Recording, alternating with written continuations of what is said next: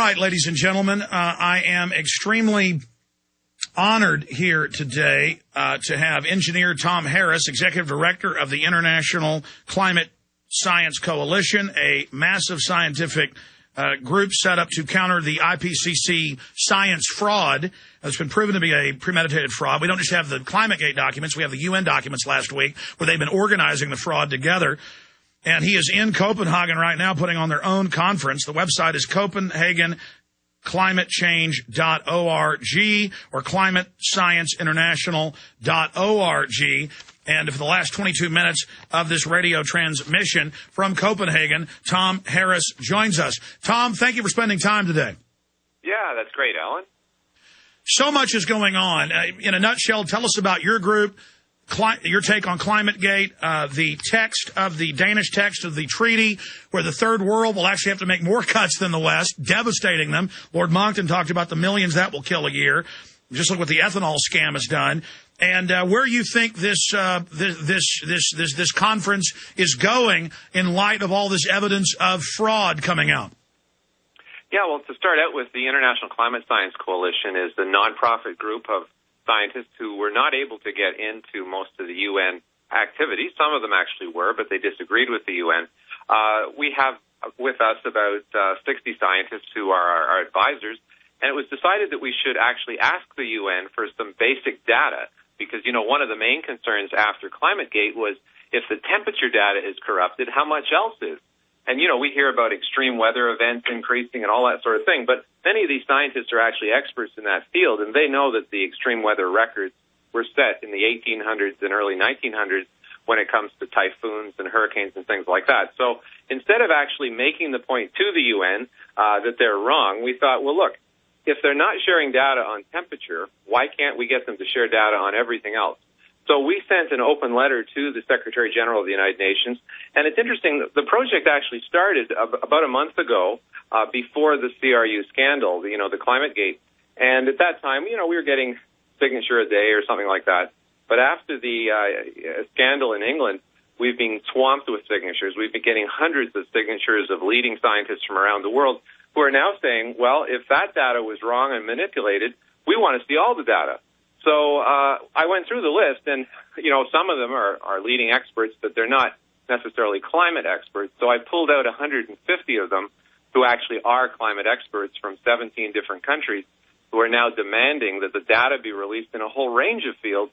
And it's going to be very interesting to see what the UN do, because in some cases, like their polar bear scare, the data shows that the population has more than doubled since 1960, and that they've been around for about 70,000 years, during which time it was hotter than they're forecasting for the 21st century.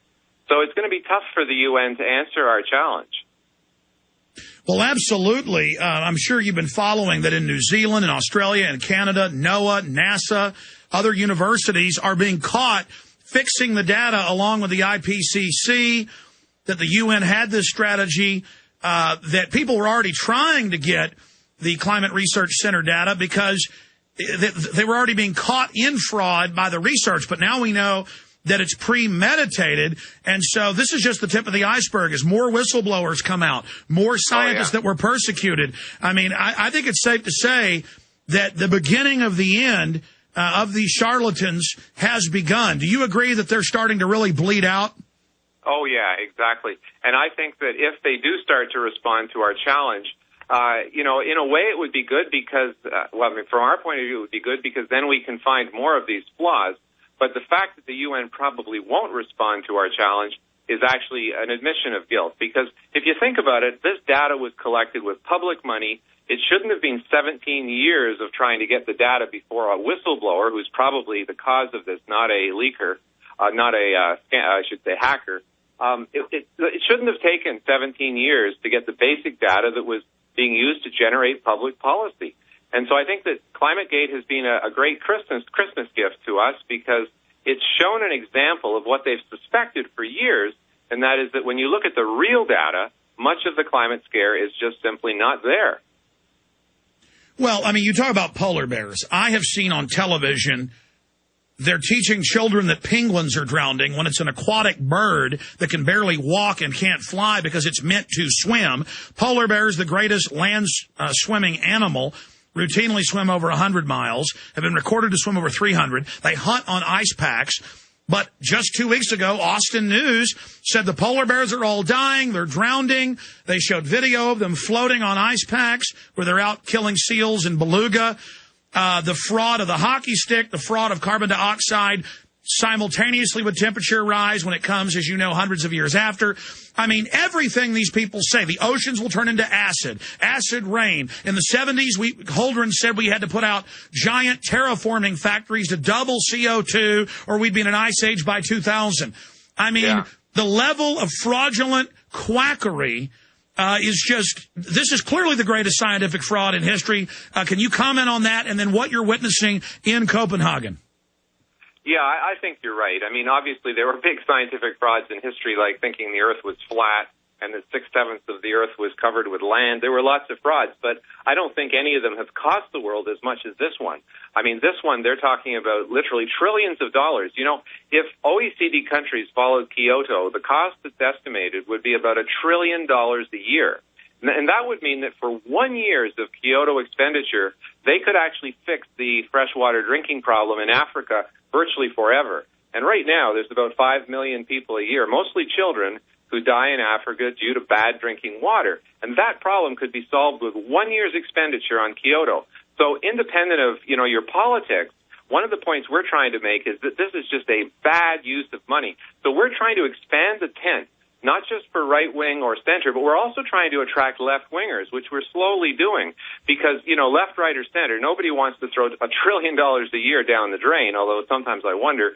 But regardless, we're finding that one of the reasons we haven't been winning up to this point is because we only are attracting our traditional allies. You know, people like yourself and others who think about the issues, but also people who generally tend to be a bit right of center. But if we're going to win this debate, we have to get a lot more people on our side. We have to make allies with people who ordinarily... I agree, but I mean, the way to reach out to the left, and I'm past the left-right paradigm, I'm more of a libertarian and just a realist, is conservatively, we're talking about millions and millions of people dying a year if a fraction of these carbon cuts are made. And now we learn in the draft treaty that third world has to make close to double the cuts of the first world. I mean, even if the left, you just believe this would be a big money grab to help the third world, it has nothing to do with that. It's a insider trading carbon derivative system developed by Ken Lay. I mean, this is just a giant carnival scam. One of the things that people forget is that there's a lot of investment firms who have invested billions of dollars. I won't mention the names because I don't want to get sued, but the bottom line is I said to one of the carbon brokers the other day, I said, such and such a company has bought $1 billion worth of carbon credits. Now, they don't need them. They're just doing it on speculation.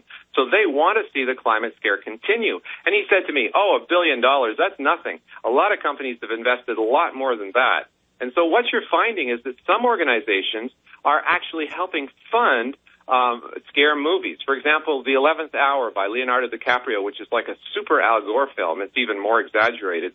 That's actually being funded in part by Swiss Re, which are one of the world's largest insurance companies. And you have to say, well, why would they fund a climate scare video? Well, of course, the answer is obvious. If people think that there's massive climate problems coming, they're going to buy more insurance, they can raise the premiums.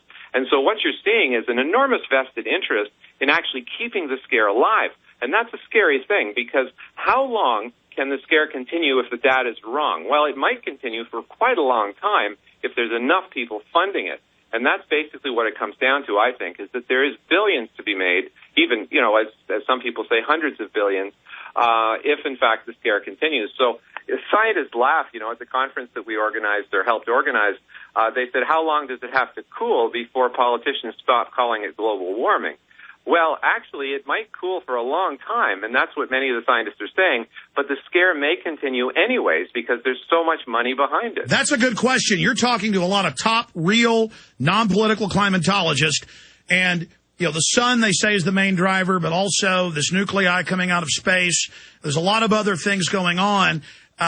It does appear that most of the climatologists we read say, no, actually, it's a normal cooling trend. What is the majority view with the scientists you're talking to?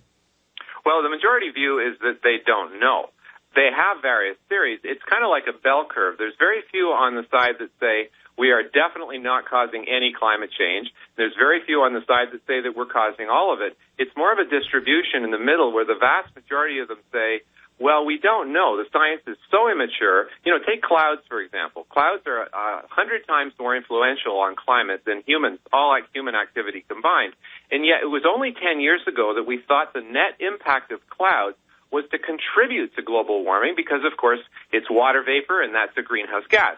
But recently they've found that, in fact, clouds are a net cooling agent because they reflect more of the sunlight into space than they actually trap in the atmosphere. So not only have they changed the magnitude of the cloud impact, which, as I say, is far more than human, but they've even changed the sign. So the whole concept that the science is settled, as to what the other cause might be, it's probably not CO2, whether it's the sun, whether it's ocean currents, whether it's land use change, or whether, as you say, it's cosmic rays from space.